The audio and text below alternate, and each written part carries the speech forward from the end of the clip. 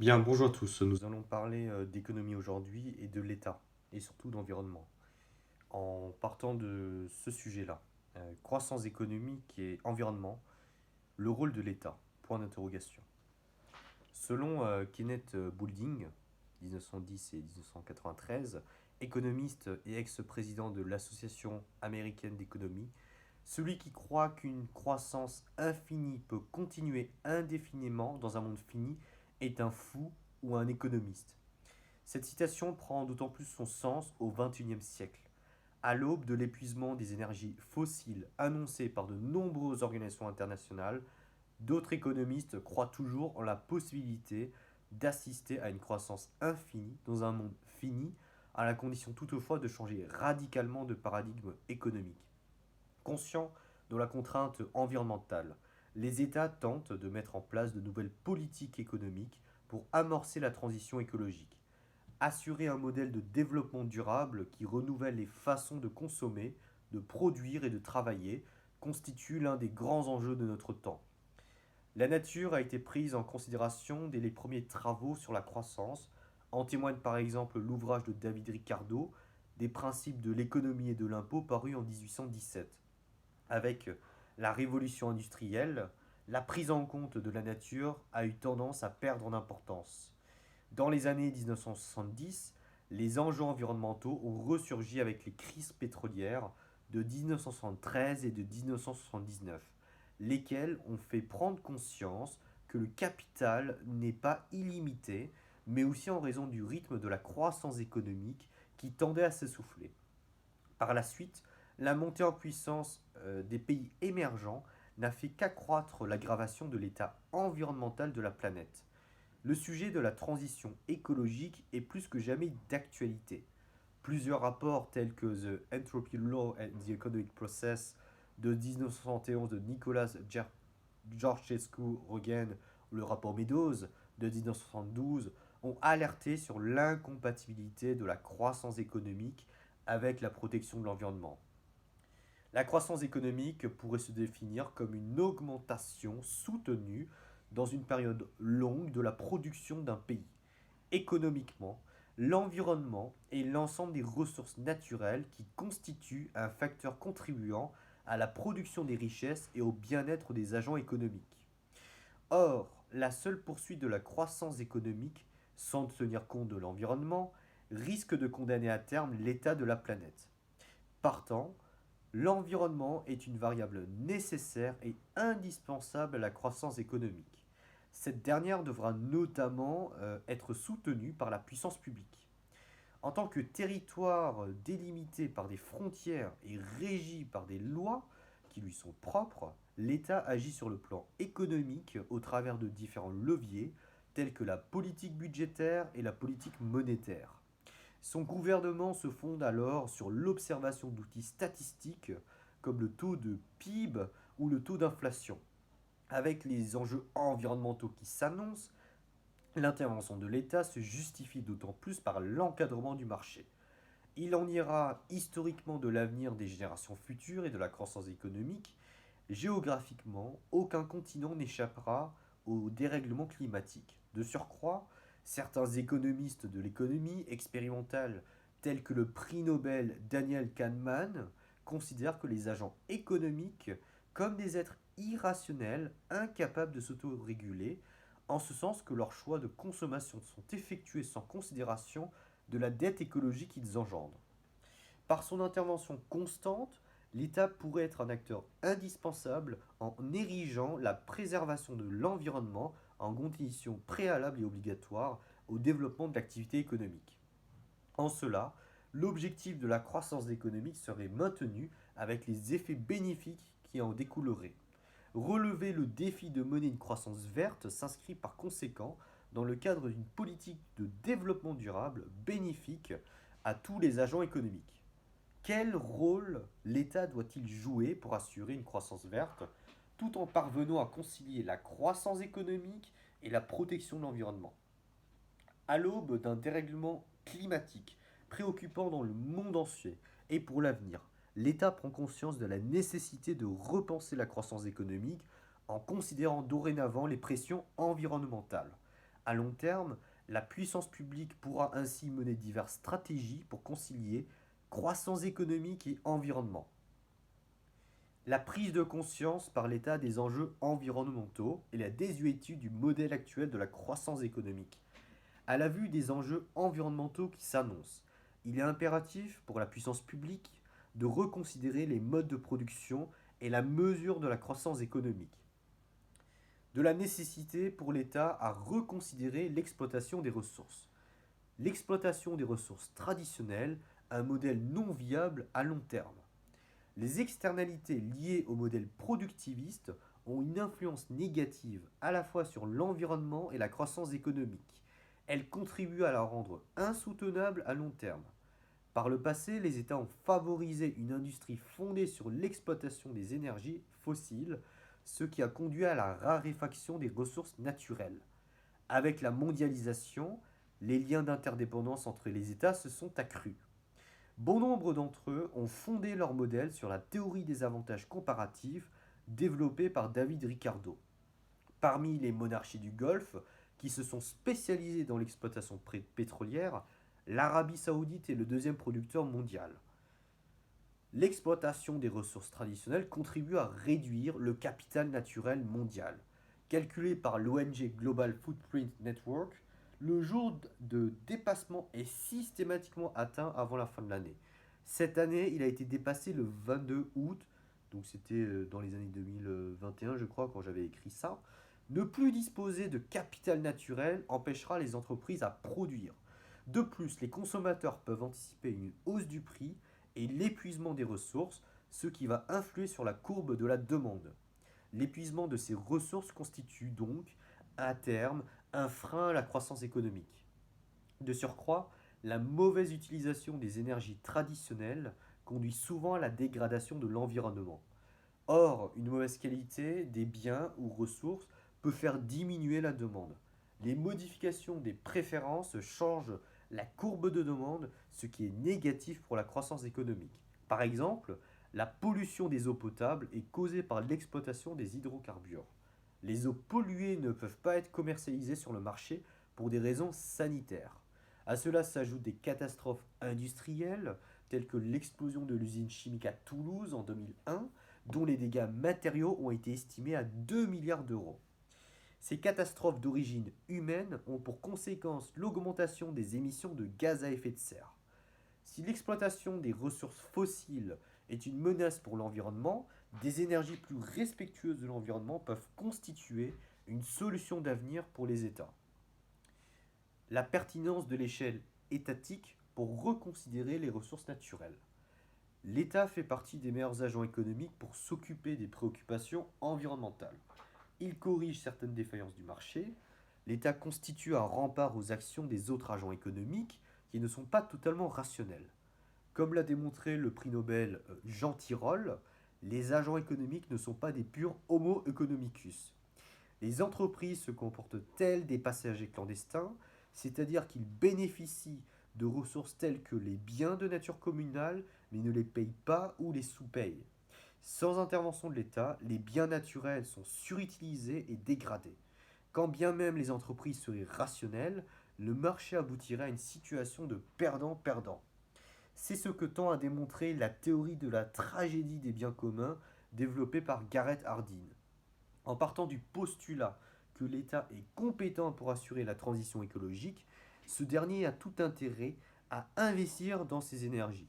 Les énergies vertes seraient une solution d'avenir pour relancer la croissance économique. Les énergies renouvelables ont un caractère inépuisable, elles sont économiquement intéressantes car l'État peut les exploiter sans risque d'épuisement. Par exemple, le soleil constitue une matière première consommée gratuitement, inépuisable et surtout disponible partout dans le monde. En revanche, certaines énergies propres posent problème. Par exemple, bien que le nucléaire soit stable, émette peu de gaz à effet de serre et soit économiquement rentable pour bon nombre d'États qui l'utilisent, le nucléaire présente le défaut d'être générateur de déchets radioactifs. À cela s'ajoutent les éventuels coûts qu'engendrent les accidents nucléaires. Citons à cet égard le coût de contamination de l'eau causée par l'accident nucléaire de Fukushima, estimé à environ 188,5 milliards d'euros. Revoir l'exploitation de ces ressources doit également amener l'État à repenser la mesure de la croissance économique. La nécessité pour l'État de repenser la mesure de la croissance économique. Le PIB est un indicateur imparfait excluant la variable environnementale. Développé par le prix Nobel Simon Kuznets, le PIB est un indicateur usuel de l'activité économique en tant qu'indicateur de la croissance économique, égal à la somme des valeurs ajoutées brutes réalisées par les agents résidents, augmentées de la TVA et des droits de douane, déduction faite des subventions sur les produits. Le PIB a le défaut de ne pas prendre en compte les variables environnementales dans sa méthode de calcul. Incomplet, l'un de ses défauts est de ne pas comptabiliser son coût sanitaire. Certes, l'exclusion de la variable environnementale a pour effet de donner l'apparence d'une croissance plus élevée. En réalité, les croissances économiques et environnement sont étroitement liées. La pollution de l'air est un coût de production à part entière. Par exemple, une mauvaise qualité de l'air diminue les rendements agricoles. Ne pas l'intégrer dans le calcul du PIB ne donne pas une véritable idée de la prospérité d'un État. En 2019, les États-Unis étaient les premiers du classement en atteignant 21 345 milliards de dollars de PIB, alors qu'ils étaient le deuxième émetteur de CO2 avec 5,269 tonnes. Pire, l'indicateur comptabilise également les dépenses dites défensives, dénoncées par Serge Latouche. Elles viennent accroître le PIB, alors que celles-ci ne font que réparer les dommages causés par d'autres activités productives. Par exemple, les dépenses de pollution constituent un facteur d'accroissement du PIB. Or, économiquement, ces dépenses paraissent dépourvues d'intérêt à long terme, puisqu'elles ne font qu'augmenter d'année en année. Certains économistes proposent ainsi de considérer les dépenses défensives comme des consommations intermédiaires et non des produits finaux ajoutés au PIB. Si le PIB est un indicateur imparfait qui exclut la variable environnementale, des alternatives au PIB existent afin de mieux mesurer celle-ci et la croissance économique. Quels sont donc ces indicateurs alternatifs au PIB pour mieux mesurer la croissance économique? Des économistes ont tenté d'élaborer des indicateurs économiques alternatifs au PIB afin de mieux mesurer la production réelle de la richesse. En 2009, la commission Stiglitz-Sen-Fitoussi a proposé un changement complet des méthodes de calcul des richesses des pays en se fondant notamment sur des exigences environnementales. Une multitude d'indicateurs alternatifs au PIB existent.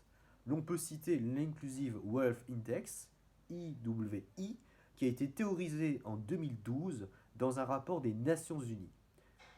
L'Inclusive Wealth Index se propose d'être un correctif du PIB. Il est une sorte de PIB vert qui intègre le capital naturel, c'est-à-dire qu'il prend en compte la consommation des ressources naturelles. Exprimant le véritable niveau de richesse d'un État, cet indicateur pourrait amener à une nouvelle forme de concurrence entre les États afin d'être les meilleurs élèves de l'écologie. Selon le programme des Nations Unies pour l'environnement, entre 1990 et 2008, la Chine et les États-Unis affichaient respectivement une croissance économique de 449% et de 37%. Avec l'Inclusive Wealth Index, ces deux pays ne connaissent que 45% et 13% de croissance économique. Davantage connue, l'empreinte écologique permet de déterminer la soutenabilité. Elle a pour objectif de quantifier les besoins humains en hectares globaux par rapport aux capacités de la Terre à y répondre en hectares disponibles. Le dépassement des capacités de la Terre indique que les ressources naturelles ne sont plus en mesure de se renouveler, ce qui implique leur dégradation, leur raréfaction, voire leur disparition. Selon l'ONG Global Footprint Network, la France a fait partie en 2019 des pays les plus pollueurs en ressources, car il aurait fallu 2,9 planètes si toute la population mondiale vivait comme les Français. Une fois que l'État a pris conscience des préoccupations environnementales et de la désuétude du modèle de la croissance économique actuelle, de nouvelles stratégies doivent être envisagées pour parvenir à concilier croissance économique et environnement. Les stratégies de l'État pour atteindre l'objectif d'une croissance verte. En mettant en place des instruments de politique climatique, les agents économiques seront en mesure d'atteindre l'objectif d'une croissance verte. L'intervention de l'État par la mise en place d'instruments de politique climatique. la participation de l'État à l'encadrement du marché. Selon la loi de Wagner, plus la société se civilise, plus l'État est dispendieux. La croissance économique implique la mise en place d'infrastructures financées par l'État et des contrôles de réglementation. L'État peut intervenir de manière contraignante dans l'encadrement du marché par la réglementation. Cette dernière a un effet désincitatif pour les agents économiques. La réglementation environnementale constitue un ensemble de normes qui limitent, voire interdisent, les comportements pouvant nuire à l'environnement. La France applique le principe du pollueur-payeur, qui a pour objectif de lutter contre les pollutions volontaires ou non résultant de l'activité humaine. Il se traduit par le prononcé de sanctions telles que le versement de dommages et intérêts suite à un procès perdu. Pour illustration, dans la décision du 10 juillet 2020, pollution de l'air, le Conseil d'État a ordonné au gouvernement de prendre des mesures pour réduire la pollution de l'air sous astreinte de 10 millions d'euros par semestre de retard. Par ailleurs, sans passer par la réglementation, l'État peut intervenir avec le système de marché de quotas d'émissions de CO2. Mis en place en 2005 au niveau de l'Union européenne, les États délivrent aux entreprises des quotas de droits à polluer qui reposent sur la fixation d'un plafond d'émissions de gaz à effet de serre. Le prix Nobel Ronald Coase propose une solution qui serait de donner une valeur marchande au capital naturel, ce qui aurait pour effet de faire émerger un prix fonction de l'offre et de la demande. Les quotas d'émissions présentent l'avantage d'afficher le niveau d'émissions toléré par unité produite ou consommée, mais l'inconvénient de permettre aux entreprises de vendre leurs quotas non utilisés à d'autres entreprises. Pire, certaines entreprises fraudent en ne dispensant pas d'autorisation pour gérer leur vente de CO2. Tel a par exemple été le cas avec la bourse de l'environnement Blue Next en 2013. Outre l'encadrement du marché, l'État peut aussi mettre en place des instruments fiscaux incitatifs. Des instruments fiscaux incitatifs, la taxation environnementale. La taxation est un outil consistant à imposer une taxe à des agents économiques dont l'activité nuirait à l'environnement. Incitative, les taxes environnementales conduiraient les agents économiques à réduire leur niveau de pollution jusqu'au point où le coût marginal de dépollution serait égal au prix de la taxe. Développée dans The Economics of Welfare en 1920, la taxe Pigou a pour objectif d'inciter les entreprises à réduire leur production à moyen et long terme en ajoutant un coût au producteur afin que celui-ci prenne en compte le niveau de pollution. La taxe Pigou est un arbitrage entre le coût de dépollution et le paiement de la taxe dans l'hypothèse où les agents économiques polluent. Elle permet de corriger les défaillances du marché en passant de l'optimum privé à l'optimum social. D'une part, la taxe peut être un bonus, c'est-à-dire qu'elle vise à inciter les agents économiques à modifier leur comportement. Une telle taxe aspire à une généralisation de la performance environnementale. Par exemple, l'État français a relancé le 1er janvier 2020 et renforcé le 1er octobre le dispositif MaPrimeRénov', anciennement CITE, crédit d'impôt pour la transition énergétique, en y consacrant 740 millions d'euros. MaPrimeRénov' est une prime pour le financement de la rénovation énergétique dans les résidences principales, est désormais accessible à tous les propriétaires et à toutes les copropriétés. Cette prime s'inscrit pleinement dans la politique de développement durable menée par l'État. D'autre part, la taxe peut être un malus pour les agents, c'est-à-dire qu'elle les dissuade d'agir et le cas échéant les punit. Par exemple, en 2018, la taxe carbone a permis d'éviter près de 4 millions de tonnes de CO2 en France. Elle a pour objet d'augmenter le signal prix en direction des acheteurs de combustibles fossiles. Ainsi, la taxe carbone conduit les agents économiques à réduire leur niveau de pollution jusqu'au point où le coût marginal de dépollution est égal au prix de la taxe. La mise en place d'instruments stratégiques sur le marché doit s'accompagner d'une intervention étatique renforcée afin de favoriser une croissance verte. L'intervention de l'État en tant qu'acteur principal de la croissance verte. L'incitation faite aux entreprises à innover au regard des normes environnementales. Selon Joseph Schumpeter, les innovations permettent des périodes d'expansion économique grâce à ce qu'il nomme la destruction créatrice. D'après Joseph Alois Schumpeter, le capitalisme ne peut se développer sans un environnement institutionnel. L'innovation par la croissance pourrait être une solution pour décarboner les économies. Pour favoriser le processus de destruction créatrice et les grappes d'innovation, la puissance publique pourrait accorder des subventions aux entrepreneurs. Adopter un modèle de production vert est à terme moins coûteux aux innovateurs plutôt que de se voir sanctionner par des amendes. Du fait du progrès technique et grâce aux aides d'État, les entrepreneurs seront en mesure d'investir et de créer de nouveaux espaces de production, tandis que d'autres espaces plus polluants disparaîtraient. Par exemple, l'État a développé le Fonds Chaleur de l'Agence de la transition écologique ADME, permettant le développement de la production renouvelable de la chaleur. Il s'agit d'une innovation respectueuse des normes environnementales et grâce à cette aide, l'ADME ambitionne d'atteindre 23% d'énergie renouvelable fin 2020. Par ailleurs, l'État peut exercer un contrôle accru sur les innovations. Sur le marché de la commande publique, l'État intervient directement en passant des contrats avec des acteurs privés ou publics. Ainsi, l'État a une mainmise sur le développement économique d'un secteur donné et veille à ce que des innovations ne dégradent pas l'environnement.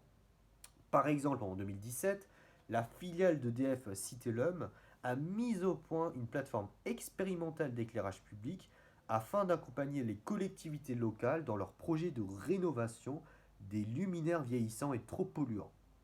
L'intervention de la puissance publique sur le marché est d'autant plus intéressante car elle-même est contrainte de respecter des normes juridiques telles que la Charte de l'environnement de 2004 inscrite dans la Constitution. La violation des principes constitutionnels peut conduire à engager sa responsabilité devant le Conseil constitutionnel. L'incitation faite aux entreprises d'innover au regard des normes environnementales gagnerait encore en efficacité si elle se combinait avec une coopération internationale entre les États. La nécessaire coopération internationale entre les États pour mener la croissance verte. Les politiques climatiques doivent transcender les politiques nationales. Isolées, ces politiques climatiques présentent peu d'intérêt pour la protection globale de l'environnement. L'économie du bien commun développée par Jean Tirole montre que les fuites de carbone empêchent que les décisions soient prises uniquement à l'échelle nationale. Afin de basculer vers une économie durable, le rapport Stratégie pour une croissance verte de l'OCDE de 2011 propose aux États des outils pour favoriser une production verte.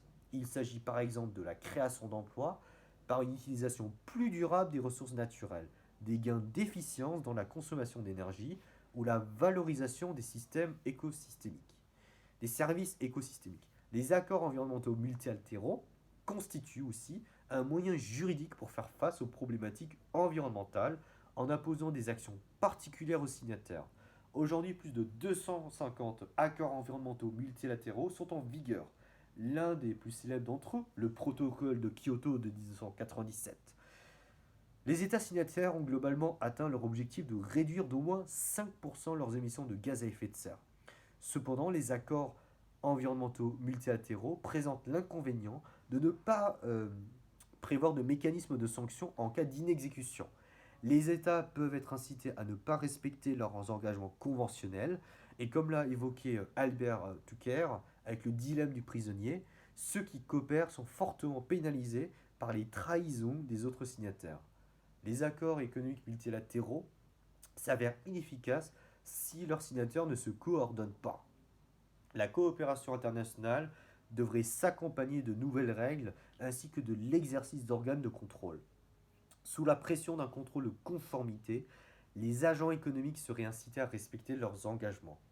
Pour illustration, les objectifs de l'accord de Marrakech de 1994 consistent d'une part à maintenir un système commercial multilatéral ouvert et d'autre part à œuvrer en faveur de la protection de l'environnement. Disposant d'un organe de règlement des différends, l'OMC peut ainsi sanctionner pécuniairement les États qui ne respecteraient pas l'engagement de Marrakech. En définitive, concilier croissance économique et préservation de l'environnement est tout à fait possible si tant est que les États renouvellent leur conception actuelle de la croissance et mettent en œuvre de nouvelles stratégies pour réaliser la transition écologique. Partant, Croissance économique et environnement ne sont donc pas antinomiques. Néanmoins, d'aucuns restent sceptiques quant à l'efficacité du modèle de la croissance verte uniquement mené par les États. L'échec de l'accord de la COP 21 démontre que des progrès ont encore à être réalisés. Augustin Landier et David Esmar soutiennent dans leur ouvrage La société translucide, pour en finir avec le mythe de l'État bienveillant, paru en 2010, que l'intervention de l'État est encore insuffisante. Afin de protéger l'environnement, il est possible de se demander s'il est préférable de basculer vers une économie de biens communs, voire de biens publics purs, et si la transition écologique pourrait être menée par d'autres agents économiques, tels que les petites communautés définies par Elinor Ostrom, la prise en compte effective de la sensibilisation des économistes comme Nordhaus ou Romer, ou le rôle de chaque consommateur qui, lui aussi, est un électeur.